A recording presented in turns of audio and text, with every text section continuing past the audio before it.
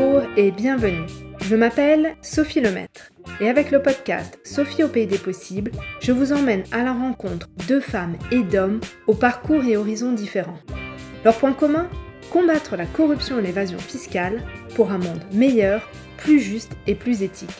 Parce qu'il ne s'agit pas uniquement de rêver d'un autre monde et parce qu'il est possible de changer les choses, rejoignez-moi au pays des possibles. Bienvenue dans un nouveau numéro du hors-série Corruption et... Et aujourd'hui, nous discutons du lien entre corruption et genre. Les femmes sont-elles moins corrompues que les hommes ? Et si la participation des femmes dans les sphères politiques et économiques était plus importante, y aurait-il moins de corruption ? Dans quelle mesure la corruption affecte-t-elle différemment les hommes et les femmes dans la société ? Quel est l'impact de la corruption sur les femmes ? Quelles sont les formes de corruption qui touchent plus particulièrement les femmes et pourquoi est-ce essentiel que les initiatives anticorruption prennent en compte les réalités de genre ? Marie Chen, directrice de recherche au sein du secrétariat de Transparency International, apporte des réponses à toutes ces questions. Bonne écoute. Marie Chen, bonjour, bienvenue sur le podcast. Peux-tu te présenter ? Bonjour, je suis ravie d'être là. Merci de m'avoir invitée pour parler d'un sujet qui me tient à cœur. Donc, je suis Marie Chen, je suis directrice de recherche à Transparency International et surtout, ce qui nous importe pour aujourd'hui, je suis policy lead, comme on dit, pour les questions de genre et corruption au secrétariat de TI. Donc, ça fait plusieurs années qu'on s'occupe d'essayer d'explorer les liens entre le genre et la corruption. Eh bien justement, avant qu'on démarre et qu'on discute du lien entre corruption et genre, peux-tu nous définir ce qu'est le genre ? Alors je sais, on pourrait passer un épisode complet pour discuter de ce qu'est le genre, mais comment, toi, définis-tu ou comprends-tu cette notion de genre ? Le genre se réfère d'une manière générale à la manière dont on comprend le rôle des femmes, des hommes et comment ils sont construits socialement. En d'autres termes, on comprend le genre comme l'ensemble des normes, des comportements et des rôles qui sont associés au fait d'être une femme, d'être une fille, un garçon, un homme et comment toutes ces relations interagissent entre elles. Alors quand on parle du lien entre corruption et genre, il y a une question qui revient régulièrement et c'est mais est-ce que les femmes sont moins corrompues que les hommes ? Et si elles étaient plus au pouvoir, y aurait-il moins de corruption ? Alors, est-ce vrai ? C'est une excellente question qui en fait été la question initiale qui a généré qu'on se soit intéressé à l'origine aux liens qui existent entre les gens et la corruption, parce qu'en effet, on a constaté que les pays qui ont fait des progrès en matière d'égalité entre les sexes expérimentaient des niveaux inférieurs de corruption. Donc, on en a tiré deux hypothèses. Un, ça doit vouloir dire que les femmes sont moins corrompues que les hommes, et deux, si elles sont moins corrompues que les hommes, ça veut dire que pour réduire la corruption, il suffirait d'augmenter la participation des femmes dans la vie publique, que ce soit la vie politique ou la vie économique. Donc les chercheurs se sont penchés sur cette question au début des années 2000, je dirais, et la réponse à la question, en gros, ou très rapidement, c'est non. C'est non. Ce qui est apparu assez rapidement en creusant la question, c'est que c'est moins une question de genre ou de sexe, la proportion à commettre des actes de corruption, que des questions d'opportunité. Donc les femmes, de par leurs rôles sociaux, ont traditionnellement été exclues des cercles de pouvoir et des réseaux où se passe la corruption, et aussi du coup avaient moins d'expérience en tant que nouvelles venues dans l'arène politique ou commerciale pour s'engager dans des transactions illicites. Donc la conclusion des recherches initiales, c'est de dire que rien n'indique que les femmes, au fur et à mesure qu'elles accèdent au pouvoir, avec le temps, ne se comporteront pas différemment des hommes. Et deuxièmement, il y a d'autres arguments qui ont été avancés pour expliquer cette corrélation entre plus de femmes dans la vie publique et moins de corruption. C'est les institutions démocratiques, parce qu'on part du principe que les institutions démocratiques assurent un contrôle plus efficace de la corruption en même temps qu'elles promeuvent la participation des femmes dans la vie publique. Donc ces mécanismes pourraient expliquer cette corrélation. Donc, en gros, la grande conclusion de cette première vague de recherche sur ces liens entre genre et corruption, c'était de dire on ne doit pas promouvoir la participation des femmes dans la vie publique comme un outil ou une stratégie de lutte contre la corruption, mais juste parce que c'est un droit et que c'est un droit fondamental. Merci d'avoir répondu à cette question qui brûle les lèvres des gens et qu'on entend régulièrement. Au niveau de cette corruption, À quoi ressemble-t-elle? La corruption est-elle genrée? C'est-à-dire, est-ce qu'il y a des formes de corruption qui vont particulièrement toucher les femmes? Dans quelle mesure cette corruption est-elle genrée? Peut-être avant de regarder les formes de corruption genrée, parce que là, pour répondre directement à ta question, oui, il y a des formes de corruption qui sont plus particulièrement genrées. Je trouve qu'il serait important de comprendre comment les femmes sont affectées par la corruption. En d'autres termes, il y a un consensus de plus en plus qui dit que les femmes sont affectées de manière disproportionnée par la corruption pour un certain nombre de raisons. Les premières raisons, d'abord, c'est que les femmes dépendent davantage des services publics parce qu'elles ont un accès plus limité aux ressources. Elles représentent une partie plus importante des pauvres. Elles dépendent davantage des services publics qui sont davantage affectés par l'impact de la corruption. Parce que la corruption réduit la quantité et la qualité des services publics qui sont donc mis à disposition des femmes. Deuxièmement, les femmes, de par leurs rôles sociaux, sont plus en contact et en contact plus fréquent avec les services publics parce qu'elles s'occupent des enfants, parce qu'elles s'occupent des personnes âgées. Donc, elles vont être plus souvent en contact avec les services de santé, d'éducation et compagnie. Et donc, elles sont plus vulnérables à la corruption. On dit souvent que les femmes sont des cibles plus faciles pour la corruption. Pourquoi? Parce que la corruption, c'est un abus de pouvoir. Donc, par définition, elle se nourrit des asymétries de pouvoir. Et donc, les personnes qui sont dans des situations plus vulnérables sont bien sûr plus faciles à exploiter. Je peux donner un exemple. On est en train de faire une étude dans 5 pays d'Afrique sur l'impact de la corruption sur les services de santé et d'éducation, comment cela affecte les femmes en particulier. Et on a déjà des résultats préliminaires qui montrent que les services plus spécialement destinés aux femmes, comme les cliniques anténatales, sont plus affectés par la corruption. Et à Madagascar, par exemple, il y a 2 fois plus de femmes qui rapportent qu'on leur a demandé des pots de vin pour accéder à des services médicaux que des hommes. Donc c'est juste pour dire qu'il y a des indications qui disent que les femmes sont des cibles prioritaires pour la corruption. Ensuite, une raison qui aggrave la situation, c'est qu'elles sont souvent moins conscientes de leurs droits.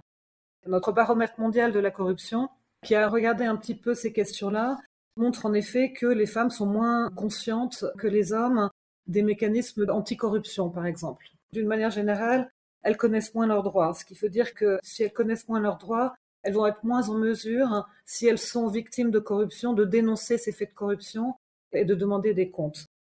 Ensuite, comme elles sont souvent plus pauvres et qu'elles ont moins accès à des ressources ou du travail, quand elles versent des pots de vin, ceux-ci représentent une part plus élevée de leurs revenus.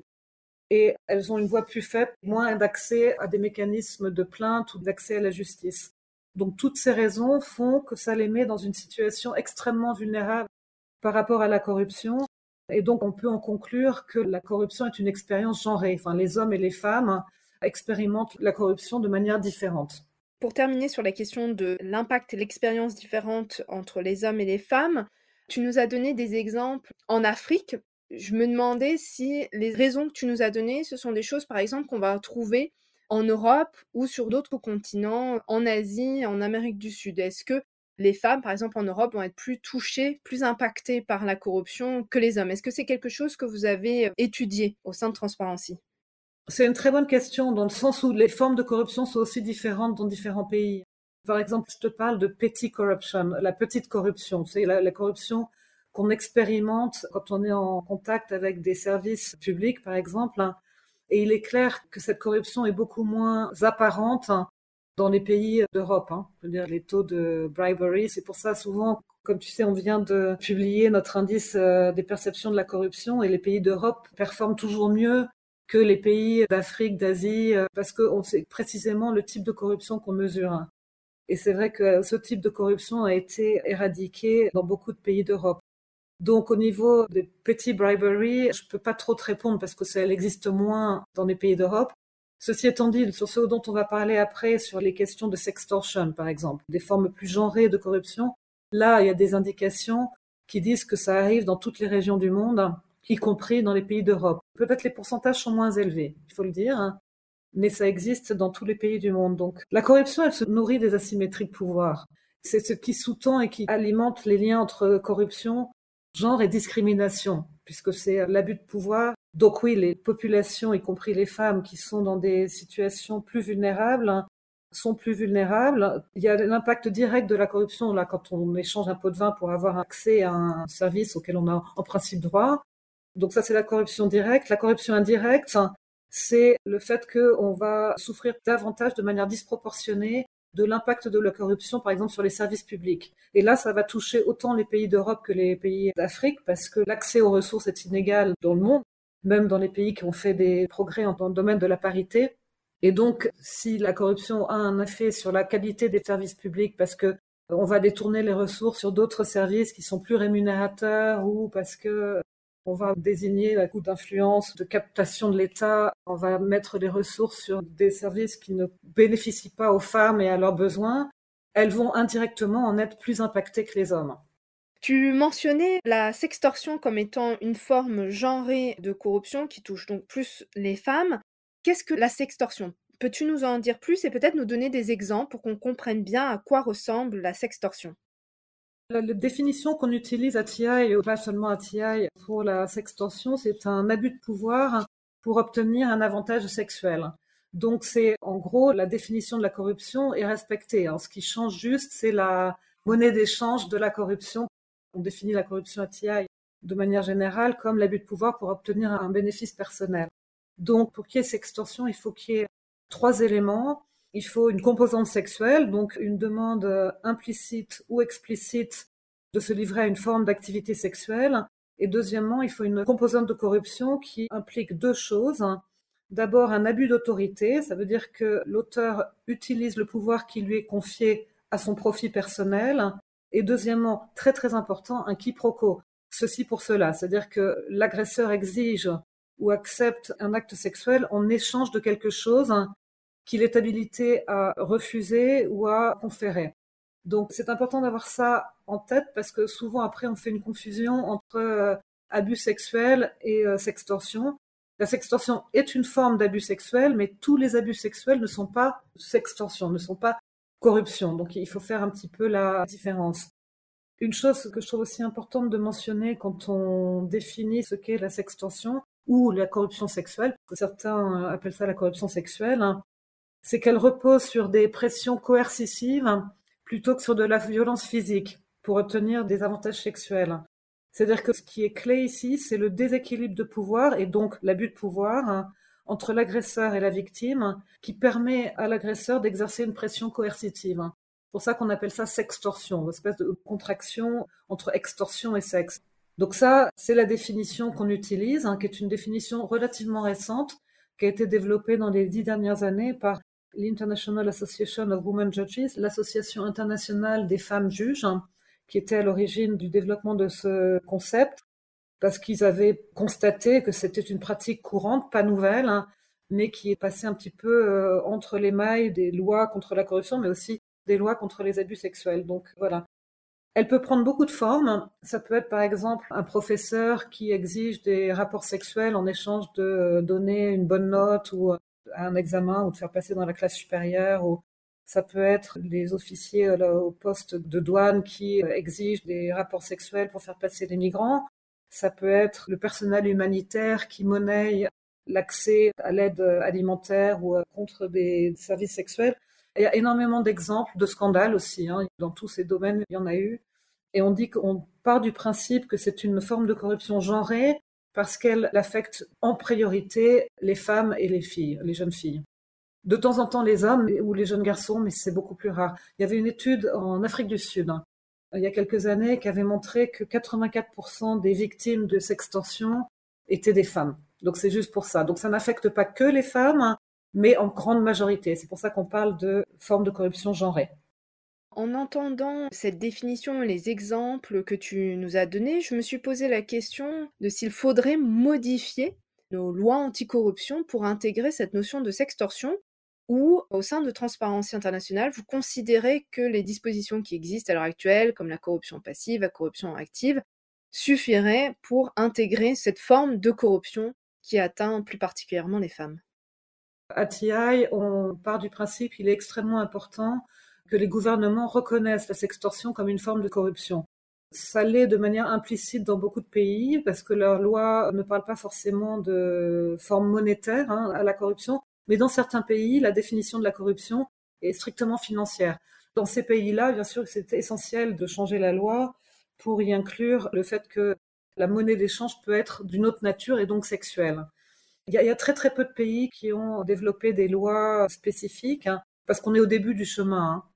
Et il y a énormément de questions qui se posent par rapport à la criminalisation de la sextorsion, dans la mesure où il faut le faire de manière à ne pas porter préjudice aux victimes, hein. Et la question fondamentale, c'est quelles sont les victimes de la sextorsion. Je vous donne un exemple. TI, on a publié un rapport l'année dernière, hein, sur la sextorsion dans le sport. C'est un secteur extrêmement machiste, où il y a des asymétries de pouvoir énormes, donc beaucoup de potentiel. En plus, c'est très corporel, hein, le rapport au coach et de l'athlète. Donc, il y a beaucoup d'opportunités pour que des faits de sextorsion arrivent, et c'est documenté. C'est très prévalent dans ce secteur. À l'occasion de ce rapport, on a beaucoup discuté de qu'est-ce que ça voudrait dire de criminaliser la corruption dans le cadre du sport, hein, et qui est la victime de la sextorsion. Donc, si on prend l'exemple d'un athlète, d'une athlète, hein, qui doit avoir des rapports sexuels avec son coach pour pouvoir aller en équipe nationale, est-ce qu'elle est une victime de la sextorsion ou est-ce qu'elle est active dans la corruption et bénéficie de l'acte? Et qui sont les victimes? Est-ce que c'est elle ou est-ce que sont les autres athlètes qui peut-être avaient leur place en équipe nationale mais qui n'ont pas eu de rapport avec leur coach et qui donc n'ont pas accédé à l'équipe nationale? Donc il faut trouver un moyen de légiférer dans ce domaine-là de manière à ne pas stigmatiser davantage les femmes qui sont victimes quand même d'une forme de corruption qui a des conséquences, de mon point de vue, hein, beaucoup plus dramatiques que quand il s'agit de corruption monétaire. Et en même temps, trouver la juste mesure, parce que c'est vrai que certaines femmes peuvent utiliser la sextorsion pour acquérir des avantages indus. Donc, c'est compliqué. Comment légiférer de manière à préserver le droit des victimes? Parce qu'une victime de la sextorsion, les pays en général pénalisent autant la corruption active que la corruption passive. Donc là, dans ce cas-là, même si elles sont forcées par un abus de pouvoir et le déséquilibre de pouvoir entre l'agresseur et la victime, avoir un rapport sexuel pour obtenir un avantage qui leur était acquis de toute manière, aux yeux de la loi, elles sont quand même coupables de corruption, d'avoir donné un pot de vin sexuel, entre guillemets, pour obtenir quelque chose. En pratique, je n'ai pas eu connaissance de personnes qui avaient été poursuivies pour de tels actes, donc je pense qu'il y a une tolérance ou une compréhension du question des juges, mais sur le papier, c'est vrai que c'est risqué. Dans certains pays aussi, elles peuvent être poursuivies pour adultère. Ça pose un problème énorme pour qu'elles se plaignent, qu'elles portent plainte quand elles sont victimes de ce type d'actes. Donc voilà, donc il y a plusieurs avenues à explorer. Il est clair qu'au niveau légal et pénal, il faut que ce soit reconnu. Il faut mettre en place des lois qui regardent toutes ces questions-là et trouvent des solutions. Moi, je suis pas juriste, donc j'ai pas la solution là. Mais oui, c'est un débat important. Oui, c'est intéressant de voir toutes les questions qui se posent, toutes les facettes autour de la question de la sextorsion. Je me demandais aussi s'il existait d'autres formes de corruption qui touchaient particulièrement les femmes. Ou la sextorsion, c'est vraiment le type de corruption qui touche le plus les femmes. Après, c'est moins une question de forme de corruption que de secteur de corruption, je pense. Il y a des secteurs qui sont du fait des rôles sociaux des femmes, ce que je disais, hein, la santé, l'éducation. Les femmes, par exemple, dans leurs années entre, je sais pas, 15 et 50 ans, dans leurs années reproductives, hein, ont plus souvent besoin et recours aux services médicaux, hein, du fait des maternités et compagnie, et donc sont susceptibles d'être plus vulnérables, hein, quand elles accèdent à ces services, d'être extortées. On leur demande des pots de vin ou pour pouvoir accéder à ces services. Bon, moins en Europe, mais dans beaucoup de pays, c'est le cas. Donc je pense que c'est plus une question de corruption associée à des rôles sociaux où elles sont plus vulnérables que d'autres. Et une question corollaire en entendant que les femmes sont plus vulnérables à la corruption que les hommes, dans le fait qu'elles peuvent être, selon les secteurs, plus touchées que les hommes, ou qu'il y a certaines formes, comme la sextorsion, qui vont plus affecter les femmes que les hommes. Faudrait-il prendre en compte la question du genre quand on veut mettre en place des mécanismes pour lutter contre la corruption, des programmes, des dispositifs d'alerte? Cette question du genre, doit-on la prendre en compte lorsqu'on veut mettre en place un certain nombre d'activités anticorruption? Oui, non, ça c'est essentiel, hein. Ça c'est sûr qu'il faut comprendre, quand on met en place une intervention anticorruption, il faut comprendre l'impact qu'elle va avoir sur les femmes, hein, ou qu'elle ne va pas avoir sur les femmes. Est-ce qu'elle va leur porter préjudice? Est-ce que ça va être accessible? Donc il y a un certain nombre de questions à se poser. Et surtout, il faut faire en sorte que les femmes soient partie prenante de tout mécanisme d'anticorruption qu'on met en place. Alors, je ne sais pas si c'est une stratégie genrée contre la corruption, mais une chose est sûre, c'est que il faut impliquer les femmes dans toutes les mesures de lutte contre la corruption. On vient de parler de la sextorsion, donc on peut prendre l'exemple de l'accès au mécanisme de plainte, au mécanisme d'alerte, comme tu disais, qui est particulièrement important dans le cadre de la sextorsion, mais pas seulement. Je mentionnais tout à l'heure notre baromètre mondial de la corruption, où on a accès à des données directes de citoyens, comment ils ont expérimenté la corruption, ce qu'ils en pensent, et également des mécanismes de corruption. Donc on leur a posé des questions sur les mécanismes d'accès aux mécanismes d'alerte et de plainte, et on a fait une analyse de genre des résultats de notre baromètre mondial, et la conclusion, c'est que les femmes accèdent beaucoup plus difficilement ou ont beaucoup moins de chances de porter plainte ou de se plaindre quand elles ont été victimes de la corruption. Donc on a essayé de voir plus loin, on a analysé les réponses du baromètre, on a fait des groupes de discussion en Asie récemment par exemple, pour essayer de comprendre pourquoi les femmes ont moins recours aux mécanismes de plainte. Et la conclusion, c'est que, en effet, elles expérimentent des barrières d'un autre type dont il faut prendre en compte quand on met en place un mécanisme d'alerte. Il y a des raisons qui sont liées à leurs rôles sociaux, au fait qu'elles sont des femmes, et puis il y a des raisons qui sont liées au mécanisme de plainte lui-même. Donc, je vais te donner un certain nombre d'exemples. Par exemple, les femmes, tout simplement, elles ont moins de temps et d'argent que les hommes. Pourquoi? Parce que c'est sur leurs épaules que retombe beaucoup de travail non rémunéré, de s'occuper des enfants, du ménage, des personnes âgées, des tâches ménagères. Et en général, il y a des différences de revenus, de ressources entre hommes et femmes qui font qu'elles ne disposent pas des ressources financières ou de temps pour dénoncer et accéder à la justice. C'est une des raisons. Une deuxième raison, c'est celle que je mentionnais avant. Elles ont moins tendance à être conscientes de leurs droits et de savoir où et comment se plaindre contre la corruption. Donc elles ne savent pas où donner l'alerte et comment. Troisième raison, qui est assez documentée aussi, c'est que leur voix est plus faible pour demander des comptes. Souvent, du fait de leur rôle social et sûrement des préjugés sexistes, elles sont souvent moins prises au sérieux que les hommes quand elles dénoncent des faits de corruption. À TI, on a dans beaucoup de pays, plus de 60 pays, ce qu'on appelle ALACS, Advocacy Legal Advice Center. C'est un mécanisme d'alerte où les gens peuvent venir se plaindre contre la corruption et on les accompagne dans le processus de porter plainte. Et on a documenté qu'en effet, les plaintes des femmes ont souvent plus de chances d'être classées sans suite que celles des hommes. Donc il y a aussi des préjugés par rapport à ça qui font qu'elles ont une voix un peu plus faible pour accéder à la justice. Et pour peu que le système de justice soit corrompu, c'est encore exacerbé ce phénomène. Ensuite, elles ont souvent, ça c'est notre baromètre mondial de la corruption qui le dit, elles ont plus peur d'être exposées aux représailles quand elles dénoncent des faits de corruption. Et puis, comme je disais tout à l'heure, le fait de dénoncer peut être plus risqué pour elles, parce que souvent, elles sont soumises à des standards d'intégrité plus hauts que les hommes, et peuvent se faire accuser soit d'adultère si c'est extorsion, soit d'avoir été donneur de pots de vin, ou comme elles sont dans des situations plus vulnérables, perdent leur travail, qui sont existentiels pour elles. Et dernièrement, et ça tient plus peut-être à la nature du mécanisme de plainte, elles peuvent aussi manquer de confiance dans la crédibilité et la fiabilité des mécanismes de plainte. À quoi bon? De toute façon, rien ne va se passer. Et notre baromètre mondial de la corruption montre qu'en effet, les femmes ont tendance à être plus pessimistes quant à ce que pourrait apporter le fait de porter plainte. Et deuxièmement aussi, elles ont un sentiment, alors je ne sais pas comment on dit ça en français, je m'excuse par avance, elles sont disempowered. Elles ont moins le sentiment d'avoir du pouvoir sur les choses. Donc elles pensent par exemple, ça c'est notre baromètre mondial qui le dit, elles pensent que dans une proportion moindre, que les citoyens peuvent faire la différence dans la lutte contre la corruption. Alors ça n'a rien à voir avec le mécanisme de plainte, mais ça a à voir avec le fait de savoir qu'on a du pouvoir sur son destin de cette manière, et donc qu'on peut dénoncer avec des chances d'être entendu des faits de corruption.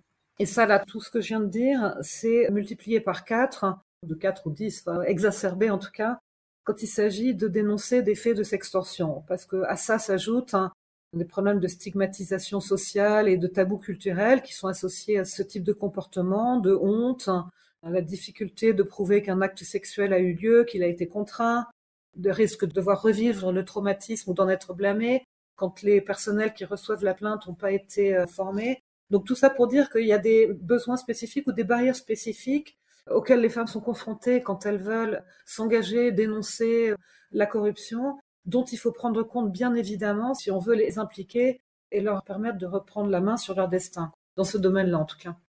Oui, et c'est essentiel pour toutes les personnes. Je pense par exemple aux entreprises qui mettent en place des dispositifs d'alerte, qu'ils aient conscience de ces risques, en fait, que leur mécanisme ne soit pas adapté à l'ensemble de leurs salariés et que les femmes ne se sentent pas à l'aise de lancer l'alerte. En matière de représailles, j'avais reçu dans le podcast Mao Fancini qui s'est intéressée aux femmes lanceuses d'alerte et aux représailles vraiment genrées auxquelles elles étaient confrontées. On les rabaissait à leur statut de femme, de mère, etc. Donc c'est vraiment important d'avoir connaissance et conscience de ces différents mécanismes. J'imagine que les femmes ne sont pas les seules à être confrontées, à être vulnérables aux pratiques de corruption, qu'il y a d'autres groupes qui sont aussi vulnérables. Je pense par exemple aux personnes en situation de handicap ou en personnes s'identifiant comme LGBTQ+. Où est-ce qu'on en est des réflexions autour de ces groupes et des risques de corruption que ces groupes peuvent rencontrer? C'est une excellente question, Sophie, et je suis ravie que tu me poses la question. Pendant très très longtemps, on n'a pas du tout regardé ces questions-là. Je te disais que ça fait une bonne vingtaine d'années qu'on s'intéresse à explorer les liens qui existent entre le genre et la corruption, et d'une manière générale, on comprend femme, femme-homme, enfin, quand on parle de genre, et on a été très aveugle aux questions de ce qu'on appelle intersectionnalité, hein, des autres facteurs qui pourraient influer sur l'expérience des femmes. C'est-à-dire qu'on partait du principe que le genre, c'est genre femme, mais on n'a pas compris que l'expérience de la corruption, elle dépend pas seulement du genre, mais aussi de plein de facteurs sociaux qui peuvent être à l'intersection et influencer l'expérience que les femmes ont de la corruption. Donc ta question est extrêmement pertinente parce que pour comprendre ces facteurs, il faut aussi comprendre l'impact de la corruption sur d'autres groupes à risque de discrimination. Donc à TI, on s'est penché sur la question et on a fait une recherche il y a 2, 3 ans pour voir qu'est-ce qu'on sait. Et la réponse est qu'on sait très très très peu de choses. Il y a très très peu de recherches qui s'est intéressée à regarder quel est l'impact de la corruption sur les personnes en situation de handicap, les communautés LGBTQ+, les minorités ethniques, les minorités religieuses, etc. Et c'est essentiel parce que comme les mécanismes qui sont en jeu quand on regarde l'impact de la corruption sur les femmes, et ce que je disais au début de cette discussion, tout ce qui définit les asymétries de pouvoir qui rendent certains groupes beaucoup plus vulnérables à la corruption, existe de manière exacerbée pour ces groupes aussi. Donc ce qu'on a fait il y a 2 ans maintenant, on a publié un rapport Defying Exclusion, défier l'exclusion, où on a fait des études de cas en regardant l'impact spécifique de la corruption sur certains groupes. Par exemple, on trouvait que dans certains pays, certains groupes sont ciblés parce qu'ils font partie de ces groupes par la corruption. Par exemple, en Russie, si je me souviens bien, il y avait des groupes homosexuels, donc les policiers leur tendaient un guet-apens par l'intermédiaire d'applications de rencontres, donnaient des faux rendez-vous où ils se faisaient arrêter et extorter de l'argent dans les pays où l'homosexualité est pénalisée, bien sûr. Donc là, une réponse à ta question, c'est qu'on sait peu et que là, on est au début des recherches et que c'est un domaine de recherche qui est extrêmement important, aussi quand il s'agit de regarder les relations entre le genre et la corruption, parce qu'on ne peut pas comprendre les questions d'intersectionnalité si on ne comprend pas dans quelle mesure les autres groupes sont aussi victimes et vulnérables à l'impact de la corruption. Je vais parler de communauté au sens communauté anticorruption, communauté environnementale. Dans quelle mesure les communautés qui travaillent sur les questions d'égalité de genre, l'inclusion, le féminisme ou l'intersectionnalité s'intéressent à cette question de corruption et à la manière dont la corruption peut affecter les différents groupes dont on parlait à l'instant? C'est également une excellente question que tu poses. J'ai envie de dire de plus en plus, mais on est encore loin. Ce que je veux dire, c'est qu'on a travaillé beaucoup en silo. On a été conscient des liens entre genre et corruption, mais le débat corruption et le débat d'égalité des sexes et antidiscrimination se passent dans des sphères différentes. On a beaucoup travaillé en silo sans réaliser que nos agendas respectifs étaient intrinsèquement liés et qu'on avait besoin de développer des synergies, des collaborations, des partenariats. On est très très complémentaires et c'est essentiel. Mais je dis que cette prise de conscience est en train de se passer. Probablement sous l'impulsion des bailleurs de fonds, parce que c'est vrai que les bailleurs de fonds sont très très sensibles à ces questions-là et donc d'une certaine manière en demandant à la communauté anticorruption de plus systématiquement prendre en compte les questions de genre ou de discrimination, nous force à se poser ces questions. Et quand on se pose ces questions de manière sérieuse, on réalise qu'il faut qu'on travaille ensemble. Et donc, on crée des partenariats. C'est un potentiel énorme en termes de mettre en place des actions de plaidoyer commun, de mettre en commun nos ressources as well et nos expertises surtout. Parce que nous, on leur apporte l'expertise anticorruption et eux nous apportent l'expertise de genre que nous, on n'a pas forcément. Donc, c'est que positif. On y arrive, mais on n'est pas encore là, je dirais. Merci. Un dernier mot pour la fin? Un dernier mot pour la fin, ben oui, j'ai envie de dire oui, il faut continuer à systématiquement avoir ces questions en tête quand on s'intéresse à la lutte contre la corruption. On peut faire ça de plusieurs manières.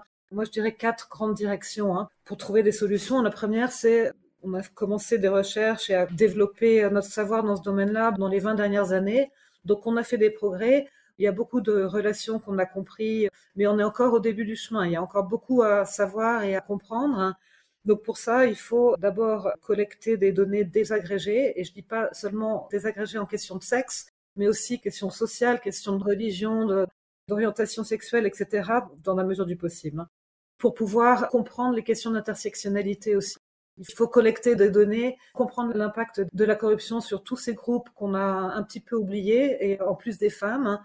Et puis, il faut approfondir les connaissances sur les formes de corruption genrée comme la sextorsion. Parce que là, ça fait une dizaine d'années qu'on en parle. On commence à développer des savoirs, des données sur la prévalence, sur comment la prévenir, comment la sanctionner, etc. Mais on est encore au début du chemin. Donc ça, c'est la première grande direction. Combler les lacunes qu'on peut avoir sur la connaissance des liens entre le genre et la corruption. Deuxièmement, ça touche directement à la question que tu me posais là tout de suite. Développer des partenariats. C'est-à-dire établir des réseaux et des partenariats au niveau nationaux, régionaux, mondial, avec les communautés qui travaillent sur les droits des femmes et la lutte contre la discrimination pour maximiser notre impact respectif. Ensuite, quelque chose qui est extrêmement important aussi, surtout pour les victimes, c'est la troisième direction, c'est d'améliorer l'accès à la justice et aux mécanismes de plainte pour tous ces groupes qui n'ont pas de voix pour demander ou qui ont une voix plus faible pour demander des comptes. Donc ça veut dire établir des mécanismes d'alerte qui sont accessibles et sûrs. Ça veut dire aussi identifier des bonnes pratiques légales et politiques pour sanctionner la sextorsion. Et le quatrième pilier, je dirais, pour trouver des solutions, serait de renforcer la voix des femmes, j'ai envie de dire, des femmes et des autres groupes à risque de discrimination, pour leur permettre de demander des comptes et pour cela de promouvoir une prise de décision inclusive. Donc ça veut dire promouvoir la participation des femmes dans les processus politiques et les prises de décision et les postes de leadership. Ça veut dire faire en sorte que les femmes participent à l'élaboration des politiques publiques, y compris les politiques de lutte contre la corruption, mais aussi les politiques comme participent à la mise en place du budget, à la surveillance de l'exécution des budgets, etc. Troisièmement, ça veut dire promouvoir la participation des femmes aux mécanismes de responsabilité sociale.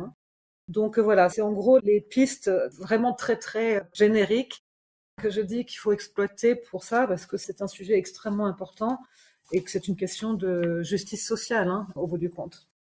Merci beaucoup pour ces pistes de réflexion, mais aussi ces pistes d'action. Merci également pour tous les exemples, toute cette réflexion que tu nous as donnée. Ça nous permet de mieux comprendre ce lien entre corruption et genre, mais aussi corruption et, de manière générale, les discriminations et les autres groupes vulnérables.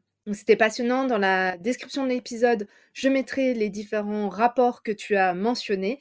Merci encore pour ta disponibilité pour cet échange. Merci Sophie. Merci d'avoir écouté l'épisode jusqu'au bout. Si vous ne l'avez pas encore fait, abonnez-vous au podcast et surtout partagez-le avec vos amis, votre famille, vos collègues. Et si vous pouviez me laisser un avis 5 étoiles, que ce soit sur Apple Podcast ou sur Spotify, cela permettra à d'autres de découvrir le podcast et de nous rejoindre au pays des possibles. Si vous souhaitez me contacter ou si vous voulez me suggérer des invités, n'hésitez pas, envoyez-moi un email, l'adresse est indiquée dans la description de l'épisode. Je vous dis à bientôt pour un nouvel épisode.